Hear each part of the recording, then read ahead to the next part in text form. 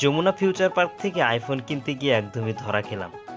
আজকে কি আমরা আসলেই আইফোনটা কিনতে পারবো কি পারবো না? তো চলুন আমরা সেই রহস্যটাই আজকে উদ্ঘাটন করব। আইফোন কিনতে গিয়ে আমাদের যেরকমটা ১২টা বেজে গেছে, তো যমুনা ফিউচার পার্কে প্রবেশ করতে দেখি লিফটেরও ঠিক একই রকম অবস্থা। লিফটেরও ১২টা বেজে গেছে। এই যে দেখতে পারতেছেন মিস্ত্রিটা সেটা ঠিক করার চেষ্টা করতেছে। ওহ সরি, মিস্ত্রি না, তারা হচ্ছে টেকনিশিয়ান। আচ্ছা যাই হোক, আমাদের শপিংয়ের আসলে হচ্ছে ৩ টা পার্ট আছে। ৩ টা পার্ট মানে প্রথমত আমরা এখানে আসছি হচ্ছে একটা ল্যাপটপ সেল করার জন্য। এই ল্যাপটপ সেল করে এখান থেকে যে ক্যাশ হবে সেটা দিয়ে হচ্ছে আইফোন কিনবো।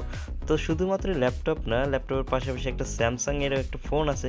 সেটা হচ্ছে আমরা এখানে বিক্রি করে দিব, মানে হচ্ছে এক্সচেঞ্জ করবো আরকি। সেই প্ল্যানটা আমাদের ছিল।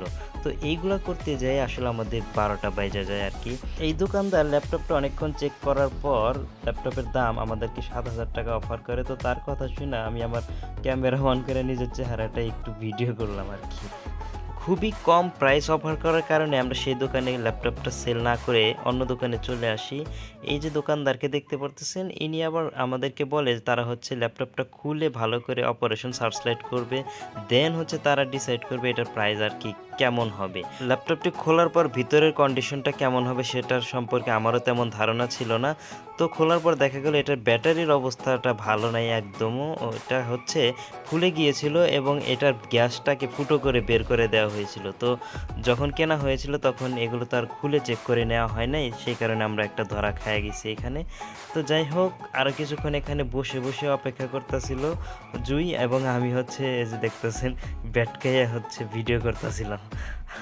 অলরেডি অনেক লেট হয়ে গেছিল আমাদের। তো সেই কারণে আমরা একটু টায়ার্ডও ছিলাম এবং যে দোকানে এটা আমরা সেল করার জন্য বসেছিলাম সে খুব লেট করতেছিল। আমরা অনেকক্ষণ এখানে বইসা আড্ডা মারতেছিলাম আরকি। তো উপায়ও ছিল না, কারণ হচ্ছে আমাদের প্ল্যানটাই এরকম যে আমরা ল্যাপটপ এবং ফোনটা সেল করে দেব এবং দেন যে ক্যাশ হবে সেটার সাথে আরও অ্যাড করে আমরা হচ্ছে আমাদের ফোনটা কিনবো আরকি। ফাইনালি আমরা ল্যাপটপটা বিক্রি করে দিই এবং বাহিরে এসে এখানে একটু ভিউটা এনজয় করি এবং হচ্ছে প্ল্যান করি যে কি করা যায় নেক্সটে। তো আমরা হচ্ছে ফোনটা বিক্রি করার জন্য ট্রাই করি, কিন্তু ফোনের কাগজপত্র না থাকার কারণে সেটা হয়ে ওঠে নাই। এরপরে আমরা চলে আসি মাই অ্যাপল বিডি নামে এই শপটাতে। এটা হচ্ছে জুই আগে থেকে সিলেক্ট করে রাখছিল ওর ফোন এখান থেকে কিনবে। ও হচ্ছে ভিডিও দেখতো নাকি অনলাইনে এই শপটার। তো এখানে চলে আসি। আসার পর এখানে যেহেতু শুক্রবার ছিল, ভিড় ছিল প্রচণ্ড। তার মাঝখান থেকে আমরা যে ফোনটা কিনতে চাইছিলাম সেই মডেলের ফোনটা নাকি আগে বিক্রি হয়ে গেছে। সেই স্টকটা আর নাই। তো এখানে আমরা খাইলাম একটা ধরা।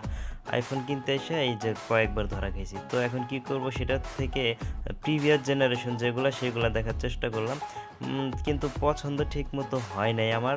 জুইকে অনেক বুঝালাম, কিন্তু ওর কথা হচ্ছে আসছি যখন ফোন একটা নিয়েই যাব।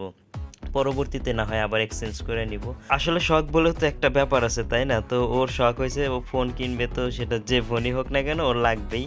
কথা হচ্ছে এখান থেকে খালি হাতে ফিরবে না। তো আমরা একটা ফোন সিলেক্ট করলাম এবং হচ্ছে এটা নিয়ে দামাদামি করলাম, কিন্তু নাছোড়বান্দারা তারা ১ পয়সাও কমাবে না। তো কি আর করার, আমাদের জিম্মি করে রাখছে। যেহেতু জুইও ফোন না নিয়ে যাবে না, তারাও সুযোগটা কাজে লাগাইছে। তো ফোনটা শেষমেশ আমরা কিনলাম আরকি। একটু বেশি দাম দিয়েই আমার মনে হলো। তো এইটা খাইলাম হচ্ছে আরও একটা ধরা। এরপর হচ্ছে আমরা পেমেন্টটা বুঝাই দিই এবং ফোনের যাবতীয় ডকুমেন্টস হচ্ছে কালেক্ট করি।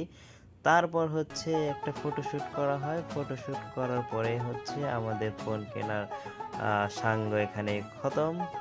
তো গাইস, দেখা হবে পরবর্তী কোনো ভিডিওতে। Till then stay safe, stay healthy and remember always be a good one. Tata by.